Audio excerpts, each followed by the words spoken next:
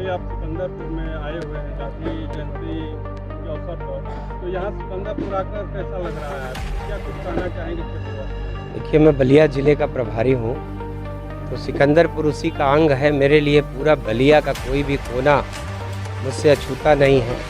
मैं पिछले जब से नियुक्त होने के बाद से हर कार्यक्रम में प्रयास करता हूँ कि अपने ज़िले के हर इलाके में, हर क्षेत्र का इसी बहाने दौरा हो जाए और मैं लोगों से मिल सकूँ। आज का दिन बहुत ऐतिहासिक और पवित्र दिन है। इस देश के राष्ट्रपिता महात्मा गांधी जी और लाल बहादुर शास्त्री जी का जन्मदिन है। माननीय देश के प्रधानमंत्री नरेंद्र मोदी जी के 17 सितंबर के जन्मदिन से लेकर ये 15 दिन का जो पखवाड़ा था, आज तक ये सेवा सप्ताह के रूप में पूरे देश में मनाया गया। तो महापुरुषों का जन्म है और हमको याद न करें, उनके जो विचार हैं, उनकी जो किए गए कार्य हैं, हम बार बार उनको दोहराते हैं, समाज के बीच में, अपनों के बीच में बैठकर उनको याद करते हैं, क्योंकि उनका जीवन ही बहुत प्रेरणादायी होता है।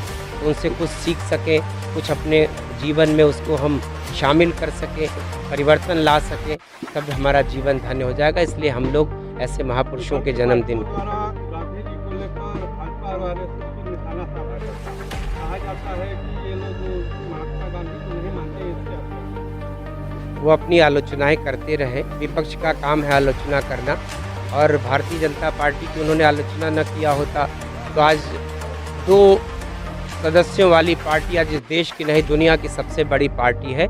तो विपक्ष का काम है आलोचना करना, और भारतीय जनता पार्टी का काम है इस देश के हमारे जो बड़े नेता हैं माननीय नरेंद्र मोदी जी का, कि वो हम सब आगे बढ़ते रहें। देश में राष्ट्रवाद का नया जन्म आपने देखा होगा।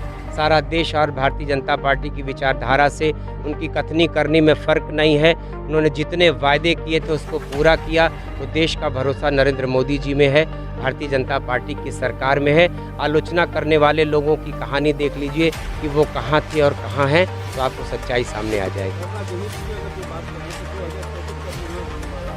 और इंडिया जो गठबंधन है उसके द्वारा भारतीय जनता पार्टी को बड़ी टक्कर मिल रही, चुनौती मिल रही है, इसमें आप क्या करेंगे?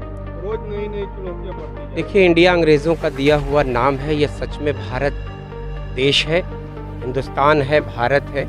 और जो गठबंधन बना है ये वो हारे हुए जुआरियों का एक गठबंधन है, सिर्फ सत्ता हासिल करने के लिए।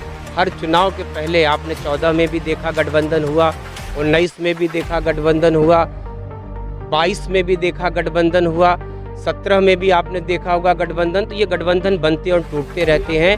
24 का परिणाम